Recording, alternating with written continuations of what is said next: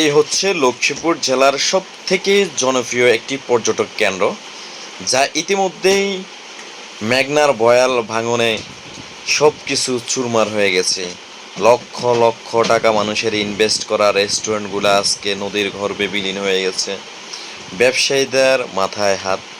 ভিডিওটি আসলে ভালো করে লক্ষ্য করুন। যারা আলতাপ মাস্টার ঘাটে ইতিমধ্যেই গিয়েছেন, তারা এরকম ভয়াল চিত্র আর কখনোই দেখেননি। বর্তমানে আসলে আলতাপ মাস্টার ঘাটের প্রায় অনেকগুলো রেস্টুরেন্টেই নদীর গর্ভে বিলীন হয়ে গেছে। দিন দিন ভাঙতাছে। অনেকের সাথে আমরা কথা বলে জানতে পেরেছি, ব্যবসায়ীরা আমাদেরকে জানিয়েছেন প্রত্যেক বছর তারা দুইটি ঈদের মৌসুমের জন্য অপেক্ষা করে।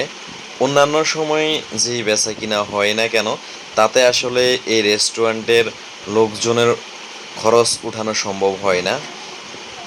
দুটো ঈদেই তাদের আসলে ভালো জমজমাট হয়, আর ঈদের মৌসুমেই তারা মূলত তাদের পুরো বছরের খরচটা উঠিয়ে নিতে পারে। তবে এবার দুর্ভাগ্যজনক, ঈদের আগেই মেঘনার বহাল তাণ্ডবে ভেঙে গেল লক্ষ লক্ষ টাকা ইনভেস্ট করা এই রেস্টুরেন্টগুলা। রেস্টুরেন্টে আসে আমরা দেখতে পেলাম আসলে প্রত্যেকটি রেস্টুরেন্টের মালিকজনে হতাশা হয়ে পড়ে আছে। সবাই তাদের রেস্টুরেন্টের যে মালামাল আছে সেই মালামালগুলা অন্য প্রান্তে সরিয়ে নিচ্ছে।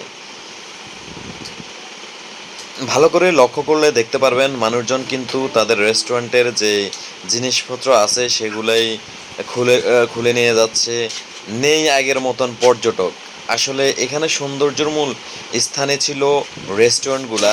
এই নামি দামি রেস্টুরেন্টগুলো এখন যেহেতু নদীর গর্ভে বিলীন হয়ে গেছে, তাই তো লোকজন এখন আর আলতাপ মাস্টার ঘাটে আসতেছে না। প্রতি বছরেই আলতাপ মাস্টার ঘাটে আসার সময় যে পরিমাণ সিরিয়াল লক্ষ্য করা যেত, এবার কিন্তু আমরা আলতাপ মাস্টার ঘাটে আসি তেমন কোনো কিছুই দেখতে পাইনি। নেই পর্যটক, নেই কোনো ভালো রেস্টুরেন্ট, সবগুলোই নদীর গর্ভে বিলীন হয়ে যাচ্ছে। সবাই হতাশা হয়ে পড়েছে। এই